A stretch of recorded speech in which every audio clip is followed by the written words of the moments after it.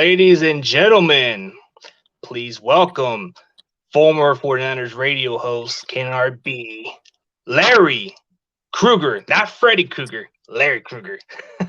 What's up, man? And not former, current. Former? Oh, you're still radio? Yeah, I still do radio. Oh, okay, man. So you still do it. You still do it. Okay. Yeah, I see your the most intriguing thing about you is I see that you were like the only one who had the leaks reports from the draft before. Nobody knew who the Niners were going to draft, and then you had your good report about Trey Lance, like getting to work out with the Niners, and it seemed like he was the favorite, and a lot of stuff were kind of interesting from there. I guess your Pat McAfee gave you a shout out and said that you were the one who reported it. Any facts to that? Well, no, I didn't report anything. I just connected the dots, and I've been around the block enough to know that that has a big difference. That has a big impact. Like some of the things that, like when they had a report saying that the 49ers had met with the family, and they wouldn't meet with the family unless they were really serious about the player. And so I just kind of connected the dots on that. And so that was really all. You were spot on right there. And so I've noticed that you've done a lot of like scouting and GM work in the past. Like, what was your what have you done from there? Like after that, like NFL scout perspective. Well, no, I did scouting in the Canadian League and briefly with the Cardinals before I got in the radio in the 90s. And really just been doing radio since 1997 for the most part. Now I just do, any evaluation I'm doing is just for my own good, my own use. I still have friends around the league that I consult with, but nothing on any kind of official basis.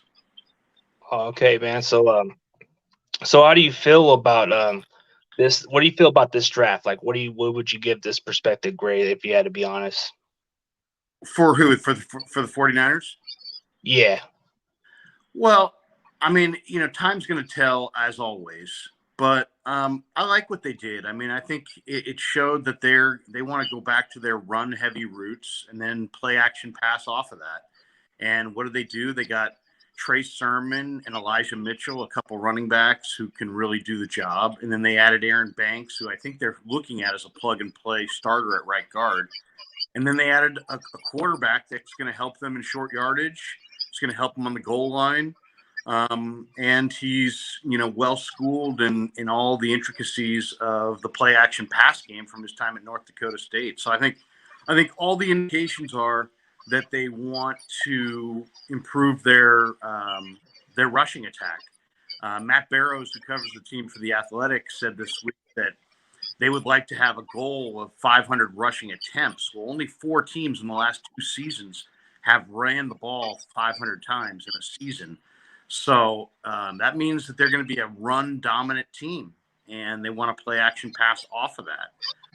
And then also, they invested 3 picks in their secondary, Talanoa Hufanga, Diamador Lenore, and Ambry Thomas. And I think it'll be interesting. I don't know a lot about really any of those 3 guys. I mean, I watched 2 of them in the Pac-12. Didn't see a lot of Thomas at Michigan, but they're leaning on those 2 corners to be, contributors as rookies.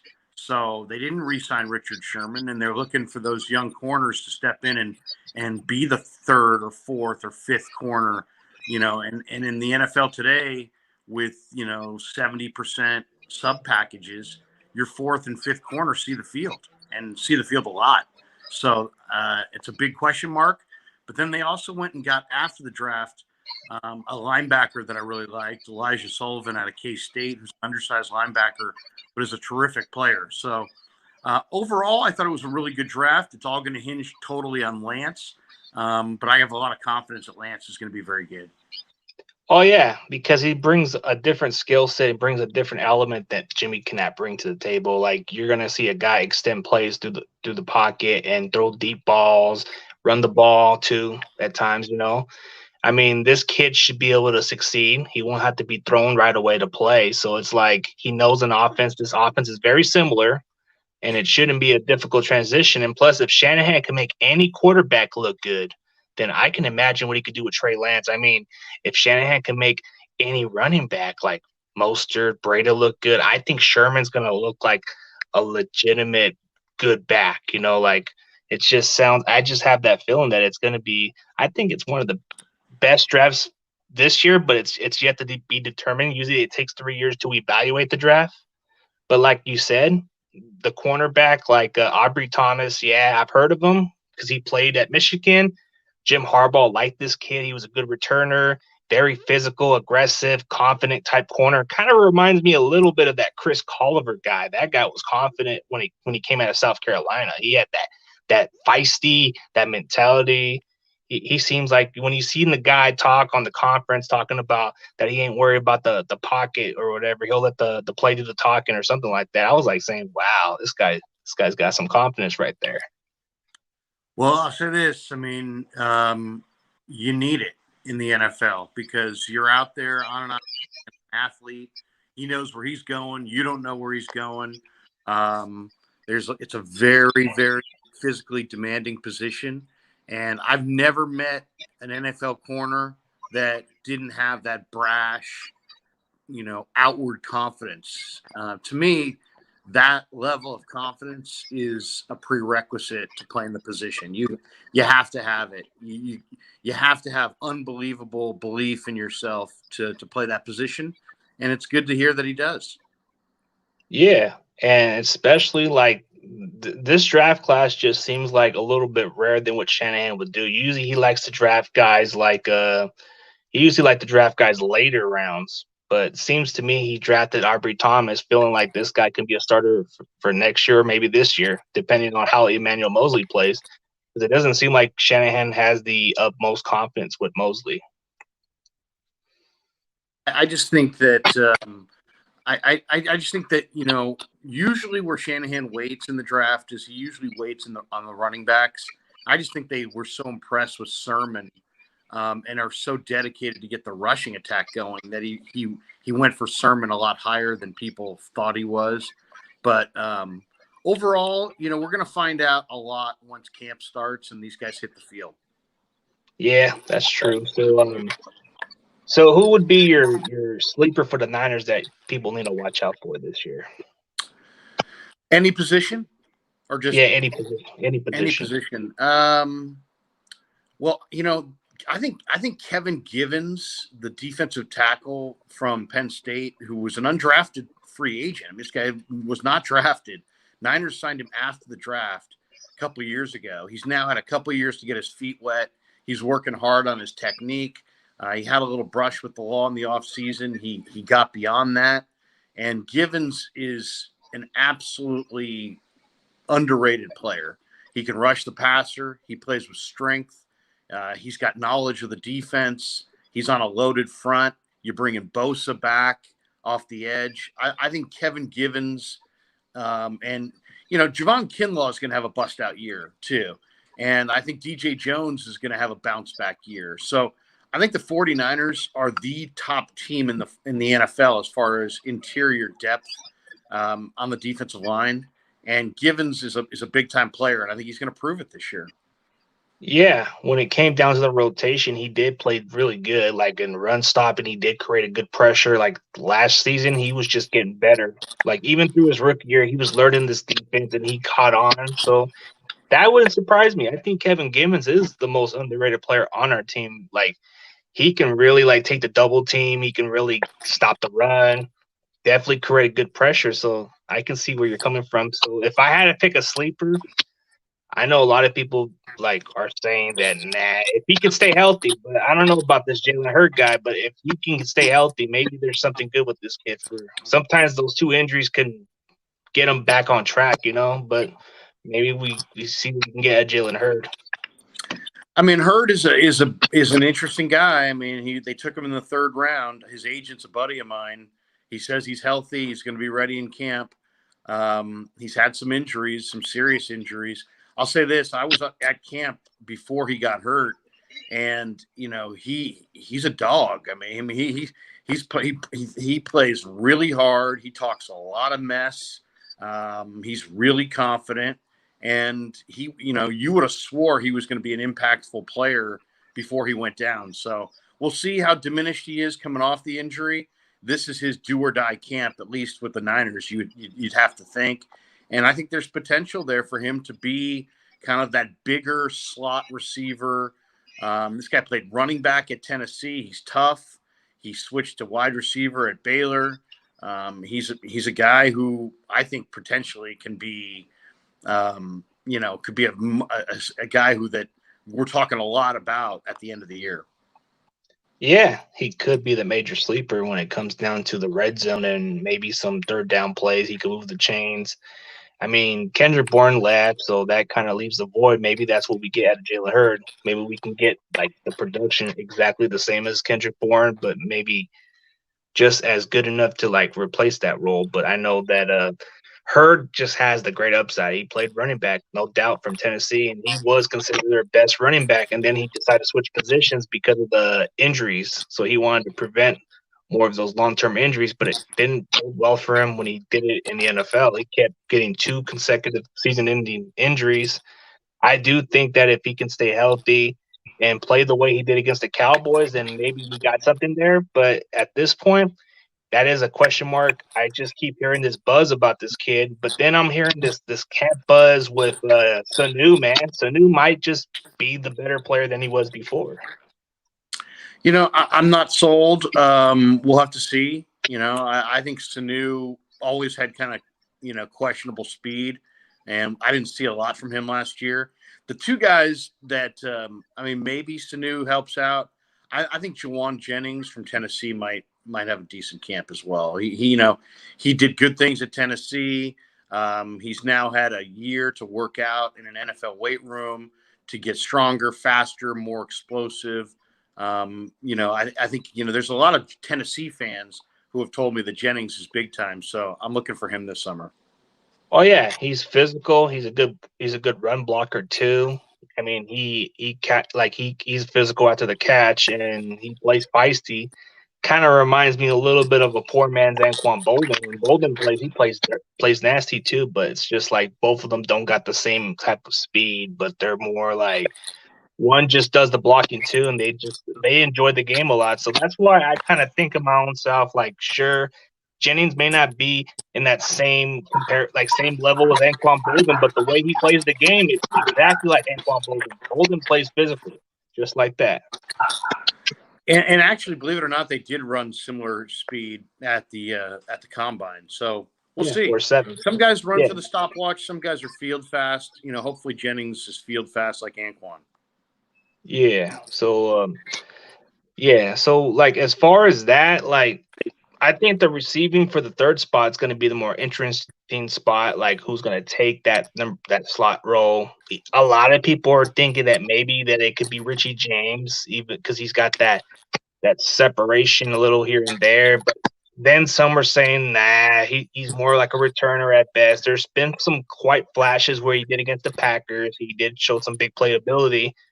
But I think Shanahan just doesn't have too much confidence in Richie James playing the slot as much. What do you think?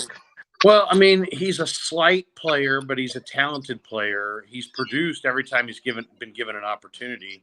When everybody was out in the Green Bay game, he went for well over 100 yards. So he's impressive. It's all about durability with Richie. You got to remember one of the open spots on this team is punt returner. So he may get the punt returner job. And so that's a big job in and of itself. So will they use him as the third receiver? Will they bring in another receiver? There's talk about D.D. Westbrook and others. I have a feeling they may add another receiver to this mix before camp starts. That'd be my guess. Okay, so maybe there's a chance they could bring in D.D. Westbrook, who is like a deep-speeded receiver coming off an injury. But I mean, it could be a number of guys. Westbrook's out there. Josh Gordon's out there. Kenny Stills? There's what's that? Kenny Stills? Kenny Stills is a proven guy, even though he's a little long in the tooth. Yeah, I mean they're my guess is that even though they have a deep wide receiver room right now, I still think there's a chance they'll add another veteran receiver. Yeah, I wouldn't doubt it because then it makes the group more stronger and it opens up the competition more. But I think the third spot would determine who's going to get it and then determine the rest from here.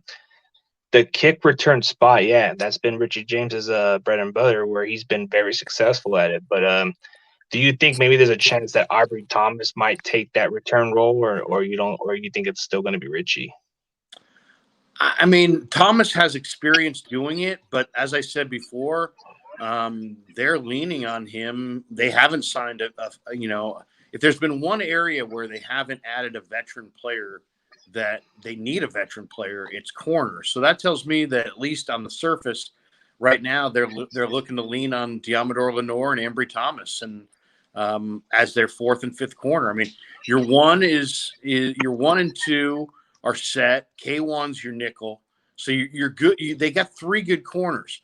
But when it comes down to 4 and 5, and you're going to need 4 and 5, they're probably going to lean on those rookies. Yeah, that's true. Aubrey Thomas will probably be the more likely guy that would have to step in if injuries happen. Diamador Lenore is more like a nickel, so I think that would be the best case scenario for Diamador Lenore is to play the nickel. But I think he might even play outside, so that's pretty much what they're capable of. Like, I've seen Diamador Lenore play like mostly nickel through Oregon. Then he played a little bit of like outside too. But Aubrey Thomas plays like all outside. He does return. So he's very capable of playing that starting role. Well, the toughest spot is the nickel spot. So I don't know if they're going to ask a rookie to do that. I mean, obviously they've got one of the best slot corners in the league right now in K1. And I think that, the goal has got to be keep him healthy. I mean, if they go from K1 Williams to a rookie slot corner, that's a major step down. So we'll see. Yeah, we'll see about that. So as far as like other positions, like who you think will be that third tight end or that other tight end that would make the roster that would just unseat somebody that you think didn't deserve that roster spot? Like, I've heard a lot of buzz about Charlie Warner didn't quite do as good last year. He might just be the odd man out, or you think that he might just barely make the squad? Well, I mean, they drafted Warner with the idea that he would be an inline blocker. They also have Ross Dwelly. Obviously, they've got Kittle.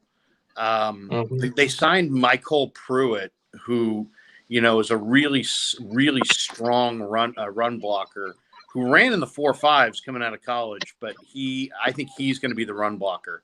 If I had to guess, if they keep 3, it'll be Kittle, Pruitt, and Dwelly. But I think Pruitt and Werner are going to battle for that blocking tight end spot. Yeah, I wouldn't doubt it because when I was watching Michael Pruitt's tape, he did good as a run blocker, and he is like when he gets an opportunity to showcase the ball, catching it, he's very physical after the catch. So I think for Warner, it's gonna be a little bit of an interesting competition for him because I mean he was good as a run blocker in college, but in this NFL level, he just hasn't really like done as much effectively. So I think this is why we signed Michael Pruitt for, because he's a really solid physical run blocker, and when given the opportunity to catch some passes, he did showcase like he can catch the ball and be very effective. Yeah, I wouldn't put too much on what you saw last year. The rookies, a rookie coming out of college, there's the league is filled with guys who came into the league, didn't play well, didn't play at all, maybe got hurt, then took an off season, learned the offense or the defense, know what they're doing, lifted weights, got in better shape, and show up a much different player. So I wouldn't evaluate just, for your own thing going forward. I wouldn't evaluate the rookies at all until you get to see them in that second camp. The biggest improvement is year 1 to year 2. Some guys are night and day better year 1 to year 2. So I just think I wouldn't put too much concrete evaluations on anything that you saw that first year. If Warner doesn't look like much this year, then he's not much. But what he looked like last year, I don't put too much into it. We'll see what they look like this summer. Yeah, sometimes year two does give you a better improvement. Like Kittle, first year he did okay. Then second year he went into the scene and just put out some crazy numbers. So yeah, you got a good point about that. Like usually the second years when they actually improve, or they end up being slumps. Like sometimes for those rookies they have a breakout year, second year they slump. So it does kind of determine whether they're good or not. So I kind of agree with you're saying right there. Yeah, it can take like the second year for them to be better, or the third year too. Third year can actually be their breakout year. Also, what do you think? Well, no doubt. I mean, it's just like anything else. It's like taking a class. It's like if you the first day you're not going to know anything, but after a while you start to learn the material, and now you can hold a conversation. It's the same kind of thing, except these guys are holding their conversation physically on the field, and so it takes mental reps, and then their bodies are often weak or not at NFL caliber strength and speed, and it takes a year working with dietitians and weight training people and to improve yourself to the point where you're a stronger athlete that can be more explosive. And so you always see improvement year one to year two, and they know what they're doing. A lot of times it's a fast game, and you have to react, and so you can't be out there thinking. If you're trying to think, you're going to be a step or two behind. So all rookies are in that. I got to think. Well, eventually they learn, and once they know what they're doing, then it gets back to just their athleticism and their ability, and that's why year two is so big. Yeah, it is because they can make a leap, or they can end up just not being as good as they were. I mean, sometimes for some rookies, they can have one of the better years, and then they just forget what they started out last year, and then they just slump for some reason. But when you look at all the rookies, they had to learn the difference between the NFL, between college. College and the NFL is a lot different, and they start to catch on in their second year, and that's when like they get better. Like their body has to withstand the hits, they got to withstand the speed of the game, and it does kind of give them a better understanding in their second year. So I do agree with what you're saying. Yeah, that's pretty much it.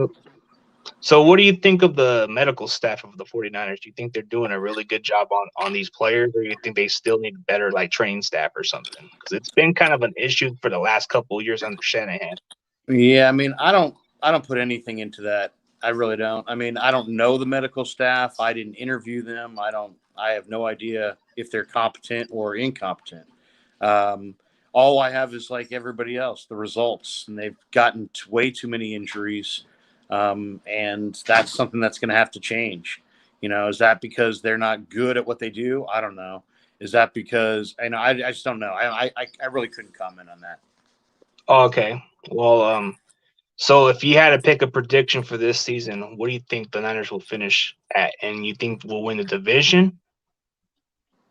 I do think they'll win the division. I think they'll be quite a bit better. I could see them flipping last year's record. I think they were 6-10. I could see them being 10-6.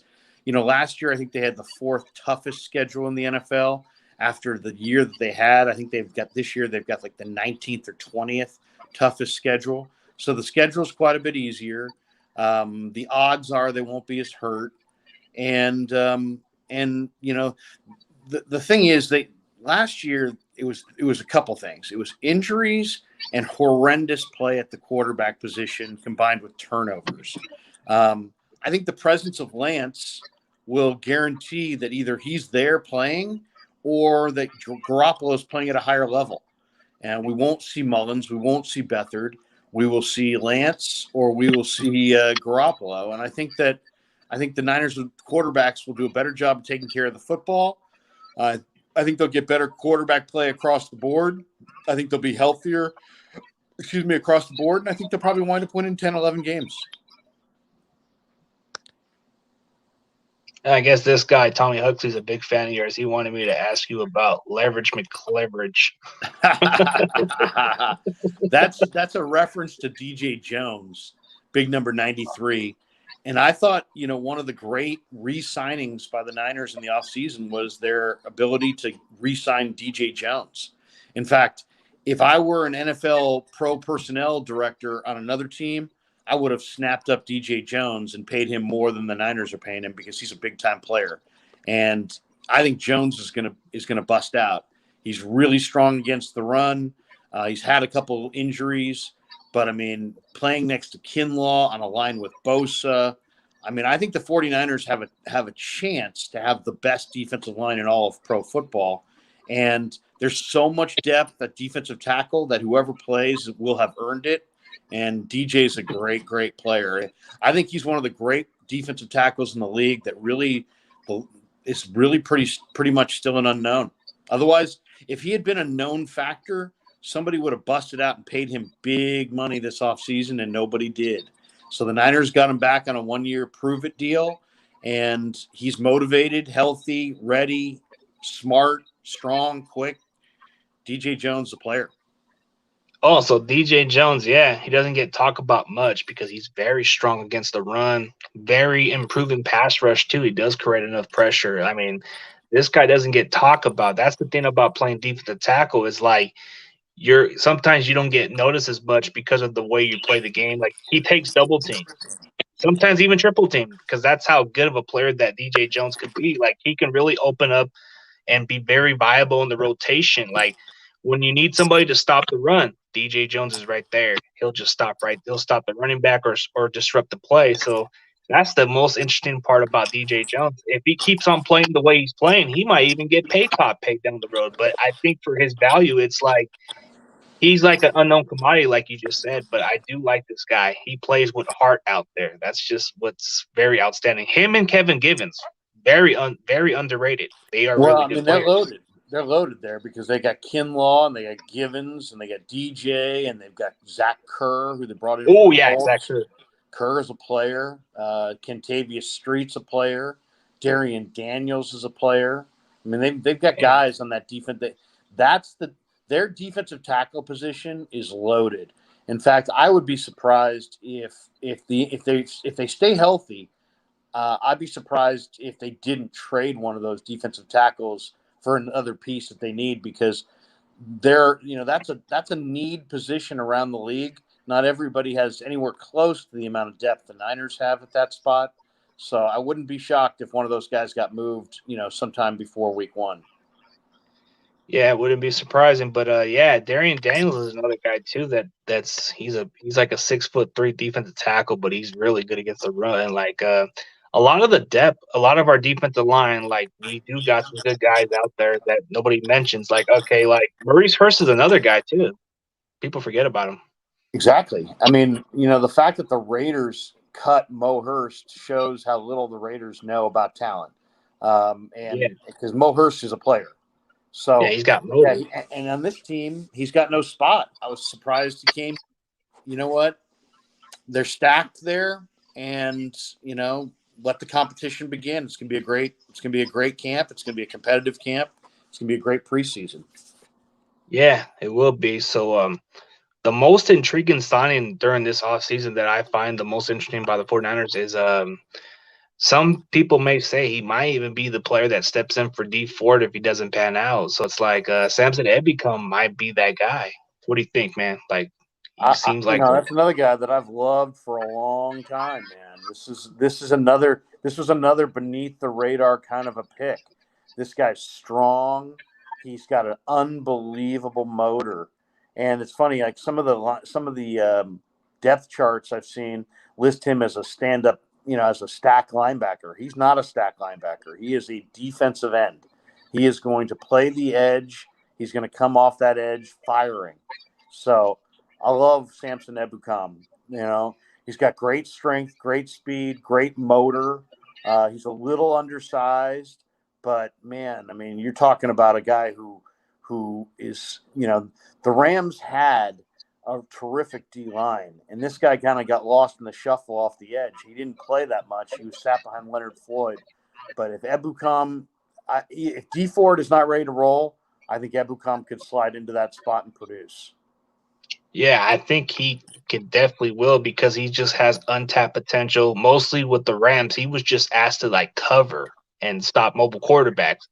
But he only like okay through 30% of the snaps that he played, he registered 4.5 sacks. But if you combine the 500 or was it the 900 snaps that he played total, it was 9 sacks, which is like very impressive. If he was Yeah. asked to rush the passer, I think he would be good. Like I think he might have double-digit stats if it comes down to D4 not playing. I mean, I think he might be a 10 sack guy. I mean, I know this team has Bosa, and everybody's expecting Bosa, Bosa, Bosa.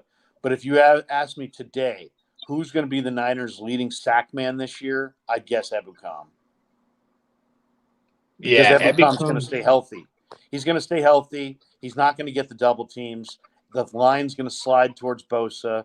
They're dominant in the middle, as we'd already discussed.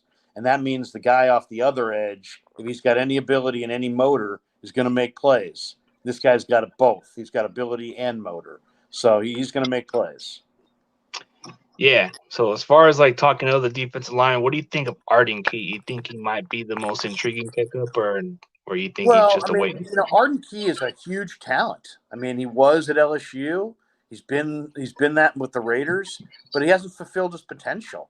And I feel like he has not gotten the most out of his potential. So he's either going to show up and wash out quickly, or he's going to rise to the level of ability that he actually has, and then he's going to be in that rotation off the edge. I mean, that I think for him, like, I don't understand why Mo Hurst came here. I do understand why Arden Key came here, because Arden Key on this line could one get a lot of single teams, and he could fulfill that potential. He's got huge potential. I mean, he's got athleticism for days. He's got speed. He's got ability. He's got technique even at this point, but he's got to play smarter football. Last year in that Monday night game, he single-handedly lost that game for the Raiders with his illegal hands to the face on Ryan Fitzpatrick late in that game. It gave them a first down. Eventually, the Dolphins came back and beat the Raiders. It was Key who made that boneheaded play. He can't make those kinds of plays and keep his job here. So I think he knows that, and I think the talent in that room will force him to rise, to raise his level. And if he plays to his skill level, they got something. So, in a way, it's a really exciting pickup. Yeah, because Sarah can really coach the best out of these talent, like these unproven guys that didn't pan out. Like for example, Kerry Hyder, he did have one breakout year in Detroit, but he was never duplicate the same success until he came to San Francisco. So maybe Arden Key might just be like another Kerry Hyder who might just fulfill the potential, or maybe just be a decent pass rusher, like kind of like a Deion Jordan did. Exactly. Well, if you noticed, I mean, that wide nine, you're lined up far outside the tackle. It's all about getting up the field as fast as you can and putting some heat on the quarterback. And Key's got the ability to do that. Now, can he play to his skill level? Can he play to his potential? He's always had potential. Can he play to it? If he can, he's going to be something. Yeah, that's just the thing. Sometimes it's part of the terrible coaching, or maybe just bad scenery for them. Like they just didn't have the better surroundings. Like for example, like certain players sometimes they got to have a change of scenery to better their career. And it's not always a bad thing. If they can't work out for this team, it doesn't mean they won't pan out elsewhere. I mean, it's just always a fresh start. I mean, the league is littered with guys who didn't play one place and went to somewhere else and played. So it's about your fit as much as anything. Do you fit the scheme? And then we've already talked about it. It's a deep defensive line room, so he'll have to step it up. Yeah, he would definitely have to step it up in order to make the roster. So let's get on to the linebackers. I mean, I keep hearing a lot of this Ashal Zaire. What do you think of this kid? I mean, he seems like a guy that's Aziz, improved last year. yeah, it's Aziz Al-Shair. Um, he's a terrific player. I mean, he really is. I mean, this guy is a great story. Came from nothing. Was incredibly productive in college. They like him. I mean, he's fast. I mean, if they didn't have Warner and Greenlaw, this guy's a starting caliber. The Niners really play like a 5-2 front. So they have 5 guys on the line of scrimmage, and they've got 2 stacked linebackers. Those 2 stacked backers are going to be Warner and Greenlaw. The reason they got rid of Quan was because Greenlaw had emerged as a great young talent, and Quan was making a ton of money. So Al-Shaair plays that strong side backer. He's not on the field every down, but if something happened to Warner, if something happened to Greenlaw, I think the Niners defensive staff is confident that Al-Shaair could step in and they wouldn't miss too much of a beat. He's fast. He's instinctive.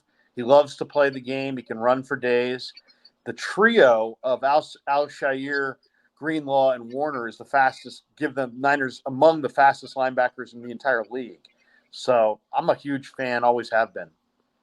Oh yeah, definitely. Like Warner is just an up and great linebacker for us. Like he just kept leading the team in tackles. His coverage is good. He's a good leader. So that's what I liked about Warner from that pick. I mean, he was a very smart player. He was a hybrid linebacker. I think he played a little bit in BYU for multiple positions that he was asked to do. Then he ended up playing like he was mostly an outside linebacker coming out of BYU. Then he switched up to middle linebacker. So yeah, that was a different. He's a talented player. I mean, they got a lot of talent. They got a lot of talent at linebacker. That's the beauty of this defense is they've got so much talent, and they got so many talented players. They don't even need all of them to really play well for them to be good. Yeah, definitely. So Jay Moss has a question for you about the record prediction. What's his question? I can barely read that. Okay, I have a question for Larry. What will the 49ers record be this season? What is your prediction? I would say 10-6, 11-5. I think that's realistic. I don't know that they're going to be 13-3. It's a pretty loaded league, and the division's tough. I mean, the Rams are tough. The Seahawks are tough. Cardinals are really improved, especially on the defensive side. It's going to be a very competitive division, but I think 10 wins, 11 wins is definitely possible. Yeah, it's a very favorable schedule. If you look at it, we got some very winnable games than last year. Last year was very tough, but I think our division will be the toughest for sure when it comes to the competition. But there's very favorable games like when you play teams like Houston. I don't know. We don't know what to expect out of Jacksonville, but they might be the sleeper. But Tennessee's a tough one. But Colts, we'll wait and see how they pan out with wins. So that might be a winnable. The Eagles and Lions. You got the Bears and other teams, but it's not like it's like any given week, you got to wait and see how it pans out. So, okay, here's a question by 49ers Ultimate Report. Huge shout out. Okay, so he was asking, tell Larry Kreuger about my channel if he wants to come on my show to keep up the good work and see you and all the faithful later. I think he's a big fan of yours, and he wants to know if you want to go into his stream near future. He does a good content for the Niners. He does something very similar to mine, but he's like kind of like a small channel, but he's building up. He's almost up to 1K. I love you guys, man. You guys, it's more the merrier, and I'll do everybody's show. I don't care. I love talking Niners, and you guys do as well. And I'm a big fan of people starting their own thing. So absolutely, just contact me, send me a DM on Instagram or on Twitter, and we'll make it happen. Absolutely, I love doing this stuff. Yeah, but Ultimate Report is kind of old fashioned. He doesn't really have that kind of email stuff. You have to get him through like I guess an email address or something. He doesn't do no Instagram, no Twitter, none of that stuff. Well, just somehow I'm pretty easy to contact. Either call the station or contact me on social media. And whatever way you want to get in contact with me. We'll make it happen. Yeah, most definitely. Okay, so Yeah, man, it's some good conversation with you, man. Like I've watched a lot of your inputs on the mock drafts of the 49ers. I remember like almost like 2 years ago or something, you had us getting like CD Lamb and then getting what was it, another player in mind that we got, but it wasn't CD Lamb, it was like that other defensive lineman that we got. And then you got us getting AJ Brown, who we should have got, but I think Debo Samuel is the better guy after all. I don't. We'll see about that. AJ Brown. I think if you called the Titans right now and said we'll offer you Debo Samuel for AJ Brown, I think they'd hang up the phone. But I like them both. You know, the key is not. You know, it's all about hitting on talent. It doesn't matter if you get the best guy. You just can't get a guy who's no good. You know, the Patriots had a chance at Debo and AJ Brown. They took N'Keal Harry. You know, N'Keal Harry had concussions. He doesn't run fast. You know, I mean, that was not the right pick. And you think the Patriots wouldn't have given Nelson Aguilar and Kendrick Bourne tens of millions of dollars guaranteed if they had drafted Debo or AJ Brown, but they drafted N'Keal Harry instead. So, you know, Okay. it's really just about trying to make sure that you don't miss. Oh yeah. So as far as like you say, like I've heard from my sources, my friend 49ers First Takes, when you were talking about N'Keal Harry, you wouldn't give up a 6th-round pick. Would you actually give up a 7th-round pick for him or no? No. I don't want him. I don't want All right. N'Keal Harry. I don't like N'Keal Harry. First of all, let's talk about it real quick. Everybody likes him. Why? Because he's just a name. Nobody has any idea what he is. He's slow. He's a slow wide receiver. What does Shanahan like at wide receiver? He likes speed. The Niners want guys who can separate.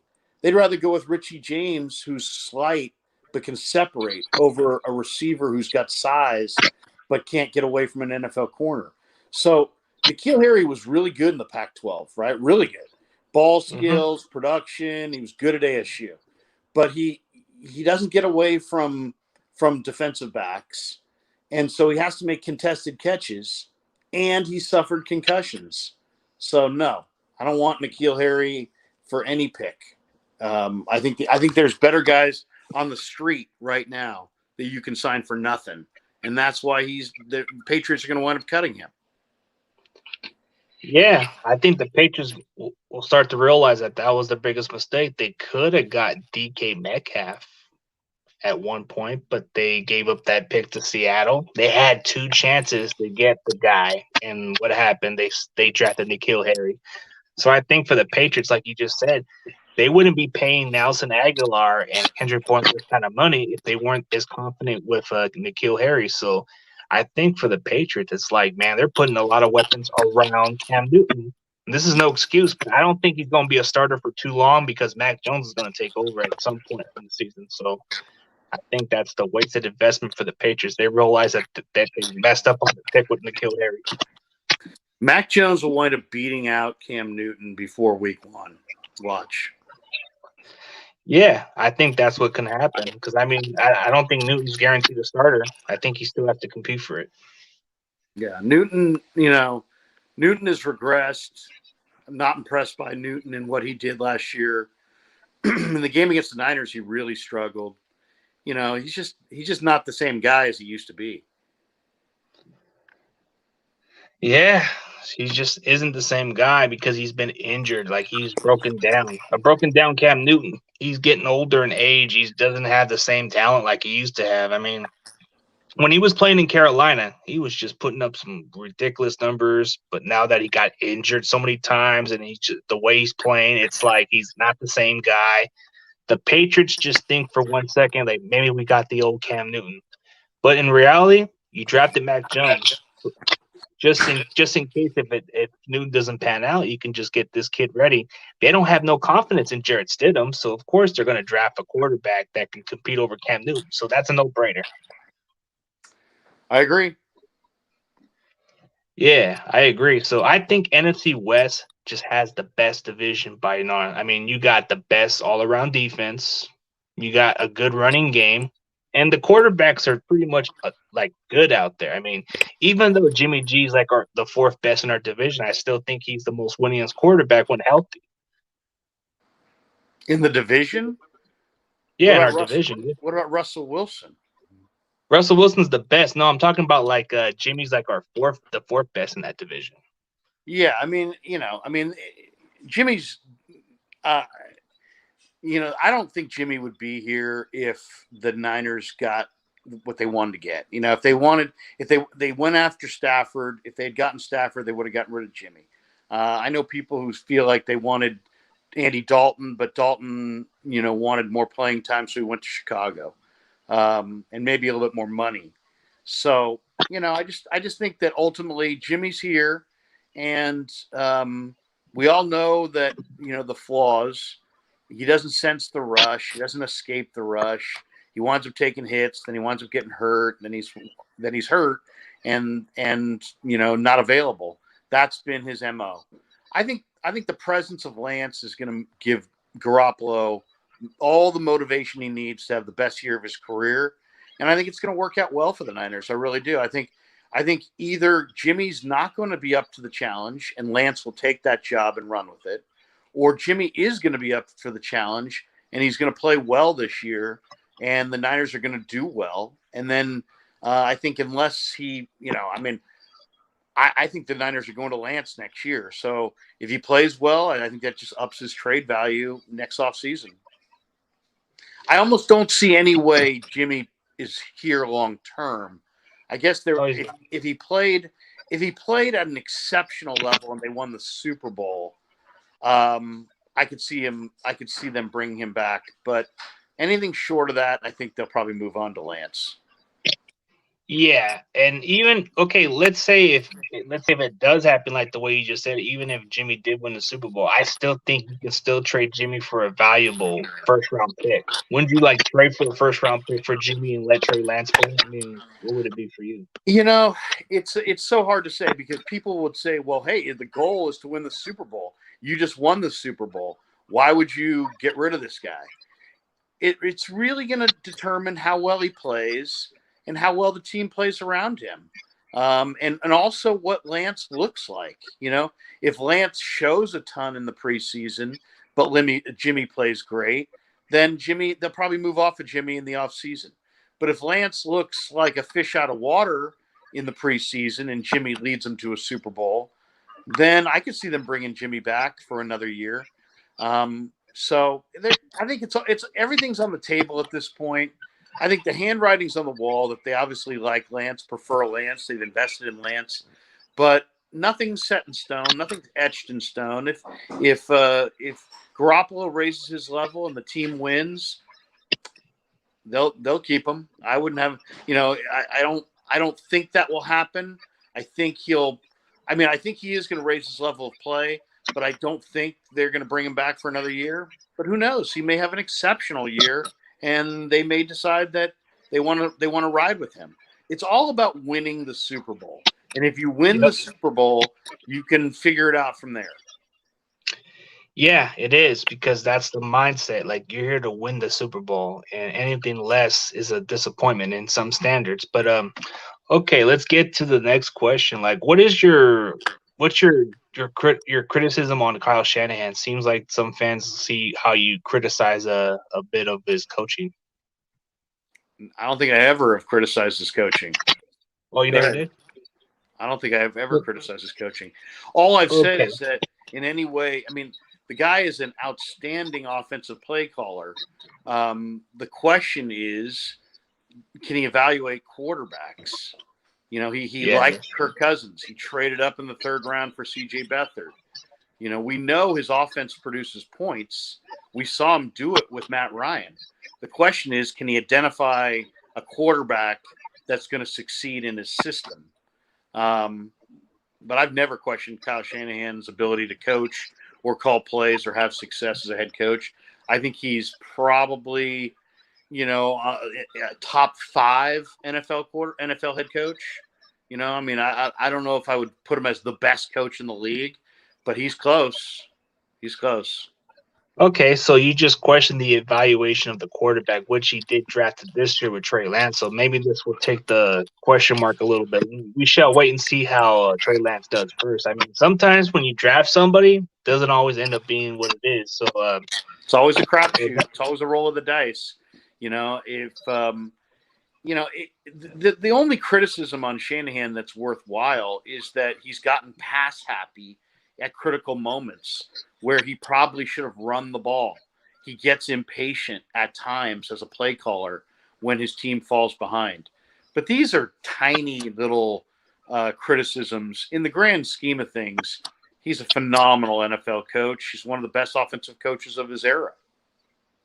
yeah, I mean, even if you're being a little critical, at least you're being honest. Like that, most people just want to hear the truth of what they got to say about. Even if it's a little criticism, that's not the worst thing in the world. But yeah, Kyle Shanahan does get a little pass happy. He does. He sometimes doesn't stick with what keeps him around, like that Super Bowl game. He could have ran the ball a little bit more, and that kind of like questioned me a little bit. Like, why was he passing when you had an opportunity to run the ball in the second half? You could have kept those jet sweeps with Debo Samuel. You could have ran it with Mostert a little bit more. Maybe we could have maintained that lead, but I think that's the only question with Shanahan. He doesn't stick with what got him to the Super Bowl. And I guess, going back to the Kansas City game in the Super Bowl, if you watch the first half of that game, it was a lot of Debo Samuel. And then in the second half of that game, Debo Samuel touched the ball twice. That's not enough. That wasn't enough. And it wasn't enough to win the game. And I just said it at the time. So, that's who I am. I'm going to give you my straight opinions. I really don't care how it comes out. And that's what I get paid for. I get paid to give people my honest opinions, and that's what you're going to get from me at all times. My honest opinion. yeah, that's fine. That's what I like about you is you like to be straight up honest about how you feel, and some people may like it and don't like it, but it doesn't matter what you think of what they think of you. It's what matters of what you think in the heart.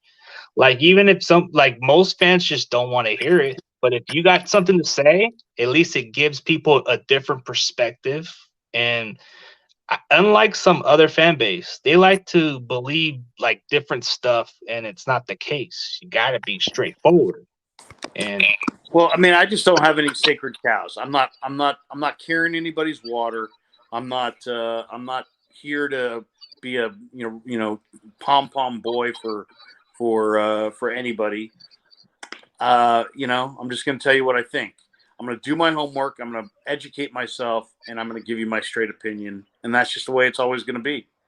So, sometimes I'm going to have an opinion that's pro Niners. Sometimes I'm going to have an opinion that's anti Niners. It doesn't mean that I'm not, a Niner fan or not a native San Franciscan or not, all down with the Niners. I get paid to give you my honest opinion, and I just would rather give you that than just give you some fluff piece. yeah, and I can respect that. That's one thing that stands out with a lot of you other Niner beat writers. Like I know a lot of people don't like Grant Cohen. That some of them don't like you, but at least you speak. At least you speak how you guys feel. I mean, there's plenty of other people like Ray Rotto. Nobody likes him, but he does everything that most reporters are supposed to do. You got to be a little critical with the team, and it gets people more interested of what you got to say. And that's one thing that stands out about you. You got a voice to speak how you feel, and that's I always say I'm not running for office. I'm not running for office, so I don't need your vote. But also, just know that I have no personal grudges against any of these guys. Like I had a guy the other day, like, why do you hate Jimmy Garoppolo? I'm like, I don't hate Jimmy Garoppolo at all. I'm just telling you why he's struggled the last couple of years, and I'm telling you exactly why he's struggled, and people just don't want to hear it. They either they want to make I don't know what I don't know if it's good versus evil or if it's what the whole thing is, but for a lot of people it's like they only want to hear positive or they only want to hear negative. I'm just going to tell you what I honestly feel. Today, if he plays well, I'm going to tell you why he played well. If tomorrow he plays poorly, I'm going to tell you why, in my opinion, he played poorly, or how, and how it works itself out. So, but I never have any personal, vendettas or beefs with any of the players, coaches, general managers. I don't get into personal stuff with any of those guys. It's all business. Yeah, sometimes it's just business and people take it the wrong way, and it's nothing wrong with it. I mean, some people may take it as a fuel, and that can be the best way to go. Even if you are critical of them and they read what you got to say, hey, that you're doing your job, and they're fired up by that. So sometimes that's the best part is you can motivate them even with your critical saying of what you got to say about that person. If you said something about Jimmy and Jimmy just looks at what you got to say about him, he's probably going to just say, you know what, I'm going to prove Larry wrong. And that's kind of like something that most people would like I to mean, feed off. if I ever got an ability to sit down with Jimmy, I would say to him, exactly what I've said about him on the radio. I would say it right to him, which is, I think the numbers show that he doesn't identify where the pressure is coming from, and he doesn't react to it. And I would ask him why he thinks that's the case, or if he agrees or disagrees with that notion. And it's all supported by numbers, So, whatever. I love the people like Grant and others who give their opinion. My whole thing is just don't get personal and be smart enough to watch the film, watch the all 22. Don't watch the TV copy. Don't just and many people who cover this team do a lot of that work that I think has to be done before you can criticize. But I admire the people who are critical, because it's difficult to be critical. It's easy to sit there and pat everybody on the back and say, way to go, way to go. It's more difficult to say, hey, this didn't happen because of this, this, and this, and somewhat call people out. You're putting yourself out there to be criticized. But to me, it takes more to do that than to just say, Tony the Tiger, he's great. Anybody can say that. Yeah, that's true. Like the catchphrase, yeah. So like you say, you don't hold no grudges on nobody else, but do you have a dislike on ESPN or no? What do you mean? No, like this guy's a fan. He says, "Do you dislike ESPN, Larry?" Because I do. I work for ESPN at times on Sunday night radio, ESPN radio. No, I don't dislike ESPN. No, they're a force in nature. I mean, they've done incredible things. I think they don't cover sports the way that I would necessarily want them to cover sports at all times, but they're a great entity, and they give us a lot of enjoyment. Yeah, that's the thing with ESPN. They do put on some coverages, and they do a lot of like reporting, even though a lot of people don't like Stephen A. Smith's takes and what he's got to say. But I do like the way he does his report, and he kind of has. I've met him a few times. He's laughing all the way to the bank, man. It's a show. He gets it. He's a smart guy. He's kind of like Skip Bayless. People get really mad at Skip. Skip Bayless. Skip Bayless is a chill, cool guy. Stephen A. Smith. Stephen A. said this. Yeah, he's talking. He's putting on a show. I'm not saying he doesn't believe what he's saying, but he's great. He's smart. He gets it. He's entertaining. I got no problem with any of those guys. And those guys, they want a reaction, and they're getting a reaction. So no, I like both those guys quite a bit, actually. Yeah, and that's what they get paid for. It's like when people talk about Stephen A. Smith, it can either be a good or bad thing. And that's the thing with Stephen A. Smith. He likes to get that reaction, and he knows what he's doing. Of course, with Grant Cohen, majority of our fan base, they either like him or don't like him, but he gets a good reaction out of everybody else. And that's what I like about Grant. Grant's a lot different than the rest of the people. And I think I got no problem with Grant either, man. I mean, everybody, he's a great guy. Whatever. I mean, I don't agree with everything he says, And I know he puts out a lot of stuff just to get a reaction. But so what? So what? There's too many people in this world who are kissing everybody's ass and are out there just they're fanboy ass kissers. And I don't respect those people, so I don't mind the people who put their stuff out there and give opinions, because you know what? It makes it more interesting. And it's most of the time it's intelligent discussion. Most of the time.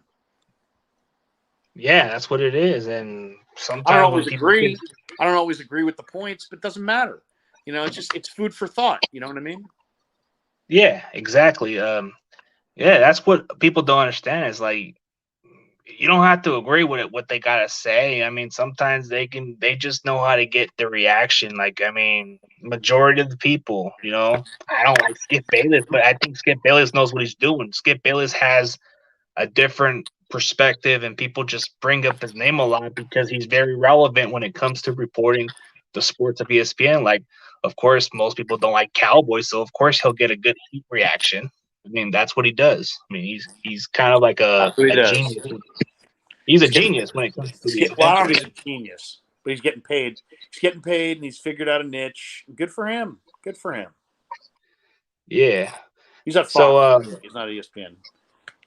I mean, but most definitely, man. I enjoy the collaboration. Maybe in the near future we can do it again. I mean, you're great. I mean, I kind of learned a lot of what you've learned. Like, you've done a lot of scouting. You've done a lot of stuff, and you're doing this radio KNRB. I mean, that's still, you've been doing it for a long time. So kind of like what you've been doing for a long time. You've been doing a lot of Niners and Giants inside stuff or something like that. I mean, you've done radio. So that's pretty impressive, man. You got a great resume. Hey, man, I appreciate it. And anytime you want, just give me a call. I'll jump back on with you. All right, man. I got you. I'll just let you know. But yeah, dude, you're awesome. It's an honor to meet somebody I've watched before, I've heard of. And I mean, I've heard you on the radio before, like doing play-by-plays or some other stuff before. And you've done some other scouts or something. Well, you can check me out on KMBR, 680 AM, 104.5 FM. The show goes with Tom Tolbert and Rod Brooks goes from 2 p.m. to 5 p.m. or 2 p.m. to 6 p.m. Monday through Friday. That's Pacific time. And then, of course, KMBR.com. You can always check that out. I do pre and post on the Niners with John Lund and Dennis Brown. I'm doing ESPN radio on Sundays. At least I have in the past. We'll see how much we do of that this year. And I enjoy all of it. I enjoy talking with the Niner fans. It's a great fan base, very passionate fans. And it's a labor of love, man. It's fun. It's a lot of fun. And I try to tell myself that every day, as we get right before the show starts, I'll be like, have fun. Just have fun, because it's sports. It's the toy department of life, right? We got to have fun. Yeah, it is. There's people living and dying and real trauma and terrible things that go on across the universe. So, you know what? In our little corner of the world, we're in the toy department of life. We're talking sports. We're having fun, and I enjoy it. So, thanks for inviting me on your show, and maybe we'll do it again someday. Yeah, most definitely, man. Yeah, man, I've heard of you for many years, and it's an honor that I got you to respond. I mean, I seen you go on 49ers First Take stream, and I seen you on a Beast Rider stream before. So I've been kind of like intrigued, and I'm like saying, man, I've been trying to see if I can get this guy over here. But it's a great. Well, how many times did you have to ask me before I came on? I think only one time when I tagged you. That's it. I think one time. Only the inbox I did. But other than that. So my point is just that I'll come on, man. Anytime, I love talking to the Niner fans. You guys talk to big groups of Niner fans, and I love doing it. So just you got my contact info. Just let me know. All right, man. I definitely look forward to it, man. Yeah, man. This is the legendary Larry Kreuger of KBR. KNBR. See, I get it mixed up, man. That's all right. Yeah, it's KBR. There you go. No, KNBR. Yeah, KNBR. That's kind of funny, man. I'm like mistrack. Oh, man, dude. You'll probably get a good laugh out of that. Hey, where are you based? Where are you based? Are you here or are you somewhere else? I'm just visiting family right now, and then I'm going to be heading home a little later. But I mean, are you a Bay Area person or are you other parts of the country? Fresno. Fresno. Cool. Yeah. A lot of good people down in the valley, man. Say hi to them for me, and we'll talk again soon. Yeah, most definitely. A lot of those other Niner fans, I'm getting them to check out my channel, and they're starting to get more interested of the Grant Cohen interview. Now that I got you interviewed, now they're going to check you out. Love it. Tweet it my way. I'll retweet it for you. All right, will do, sir. I'll end the stream from here, and CG Ruthless Sports is done, and Larry Kreuger, the legend, is out. So let's go Niners. We're done. Thanks, man. No problem, man. Have a good night or good day. You too. Good day, man. All right, man. That was the legendary Larry Kreuger, man. All right, guys. We're going to call it a day. Appreciate every one of y'all. I know I root for all San Francisco teams except the Warriors. Sorry, I'm an LA Lakers fan. Just saying. But like always, go Niners.